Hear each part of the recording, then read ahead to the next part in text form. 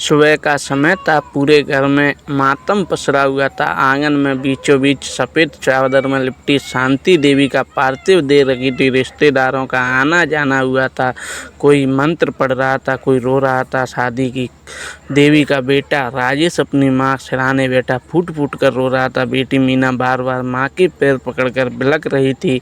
पड़ोस की महिलाएं उन्हें संभाल रही थी, लेकिन उसी घर में एक चेहरा ऐसा था जो सबकी नज़रों का केंद्र बना हुआ था। वह सीधी उनकी बहू नंदिनी। नंदिनी कभी मेहमानों के लिए पानी रखती, कभी चाय बनाती, कभी बच्चों को संभालती, कभी पूजा की तैयारी करती। उसके चेहरे पर थकान थी, लेकिन साफ आंसू नहीं थे। बस यही बात लोगों को खटक रही थी। एक बुजुर्ग महिला ने धीरे से कहा, देखा एक बूंद आंसू तक नहीं निकला। दूसरा बोली, आजकल की बहुएं दिल से नहीं सिर्फ दिखावे से रिश्ते निभाती हैं। नंदिनी ने सब कुछ सुना, लेकिन कुछ नहीं कहा। अगले 13 दिनों तक यही होता रहा।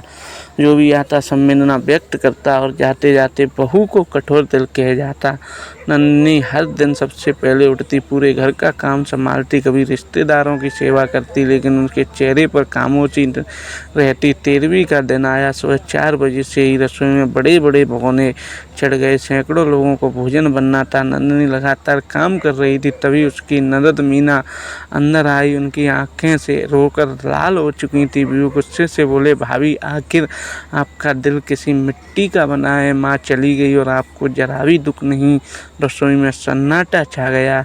सभी काम को रोककर नंदिनी को देखकर कुछ पल वहीं चुप रही। फिर धीरे से बोली, दीदी क्या मैं एक सवाल पूछ सकती हूँ? पूछिए। क्या आपने कभी जानने की कोशिश की मेरी आंखों में आंसू क्यों नहीं आए? मीना चुप हो गई। नंदिनी ने गहरी सांस ली।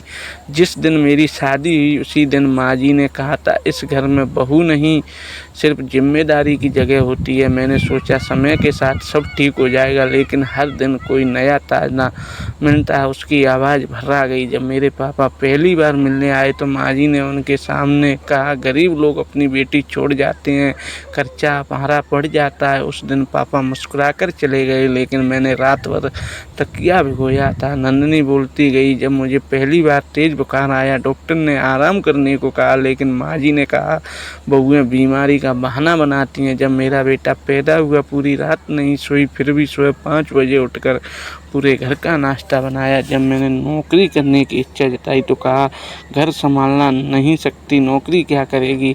अब वहाँ खड़ा हर व्यक्ति सिर झुकाकर सुन रहा था। नंदिनी की आंखें आज भी सूखी पड़ी थी। बोली, सब कुछ पूछ रहे, मैं रो क्यों नहीं रही? सच तो यही है, पिछले 10 वर्षों से जितना रो चुकी हूँ कि अब आंसू बचे ही नहीं पाए। इतने में पीछे से एक धीमी आवाज़ आई, बहू। बस सबने मुड़कर देखा। राजेश पिता खड़े थे।